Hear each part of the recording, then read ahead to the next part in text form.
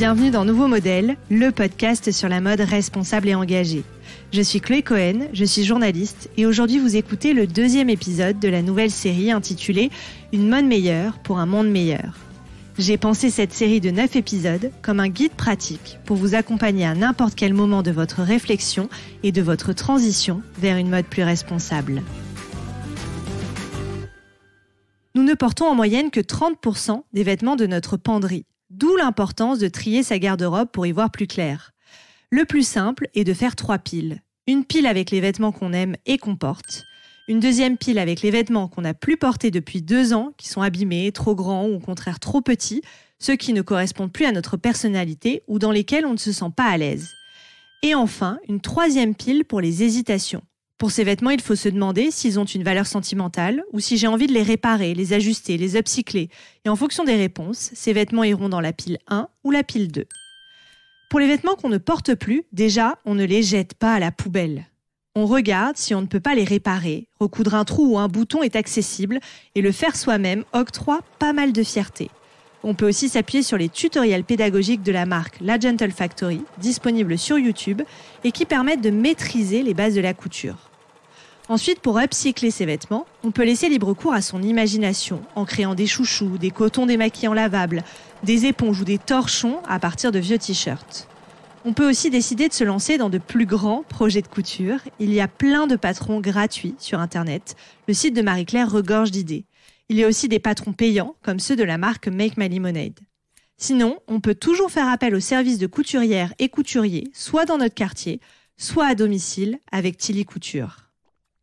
Pour un vêtement taché, on peut aussi le teindre naturellement. On a juste besoin d'une casserole ou d'une marmite, d'une cuillère en bois, d'une balance, de l'alun ou du vinaigre blanc et des végétaux. Les pelures d'oignon ou le curcuma donneront du jaune, des fleurs de lavande, du bleu, de l'avocat, du rose, des épinards, du vert et du thé, du beige. Évidemment, pour les petites taches, vous pouvez toujours utiliser du bicarbonate de soude, du vinaigre blanc ou du jus de citron. Enfin, certains et certaines d'entre vous préféreront sans doute donner leurs vêtements. D'abord, pensez à vos proches. Ils seront peut-être ravis de récupérer des vêtements. Vous pouvez organiser un vide dressing ou un troc maison.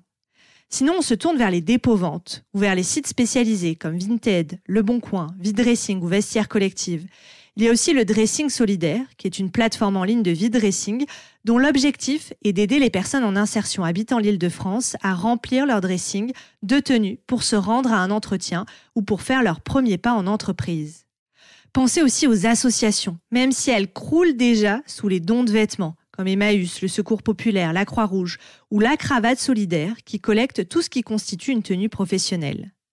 Enfin, dernier recours, vous pouvez déposer vos vêtements dans les bornes dédiées au recyclage, comme le Relais par exemple.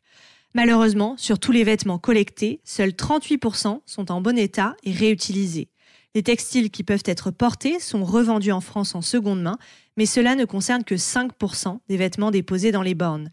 Le reste est exporté vers des réseaux de distribution dans des pays plus pauvres. Et comme beaucoup de vêtements sont issus de la fast fashion et sont de mauvaise qualité, ils terminent leur vie dans des décharges à ciel ouvert et polluent les sols et les cours d'eau. Trier, réparer ou donner ces vêtements nous aide à devenir plus responsables. Mais ça ne s'arrête pas là.